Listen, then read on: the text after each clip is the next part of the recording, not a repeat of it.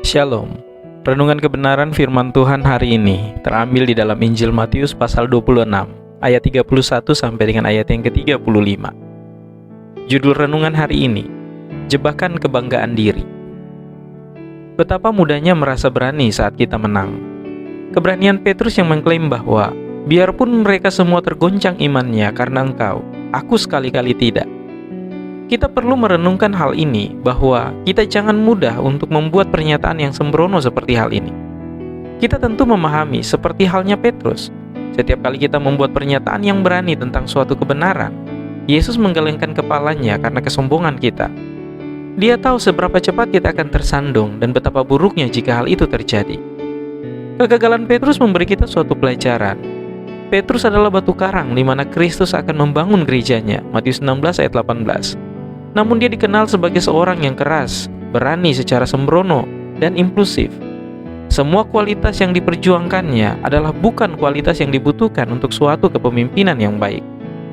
Pada suatu saat, Yesus memuji dia karena iman dan pengetahuannya.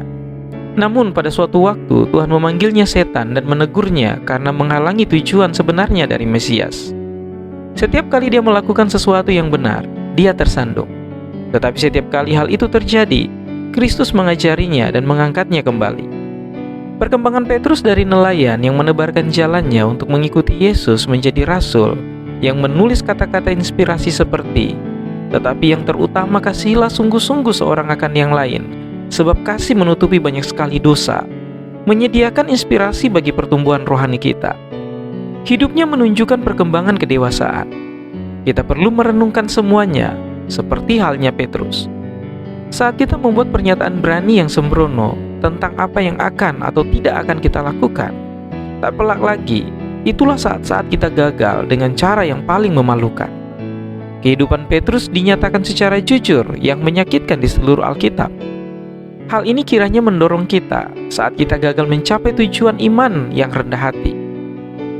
Kehidupan Petrus mengingatkan kita bahwa Allah memilih kita karena anugerahnya, tujuannya dan kemampuannya untuk membentuk kita menjadi bejana yang dapat dia pakai.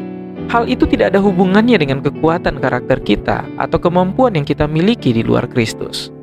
Apa yang akan kita lakukan ketika kita menghadapi pencobaan berikutnya? Berdoalah agar kita didapati setia.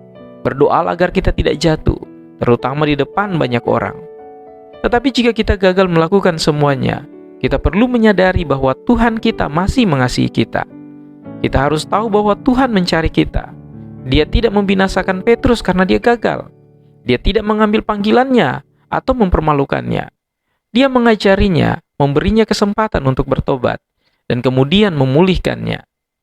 Tuhan memberikan kesempatan kedua, ketiga, dan seterusnya. Dia adalah Tuhan yang selamanya menyatakan, "Jika kamu bertobat, aku akan memulihkanmu sehingga kamu dapat melayani aku." Kiranya Tuhan Yesus menolong dan memberkati kita semua.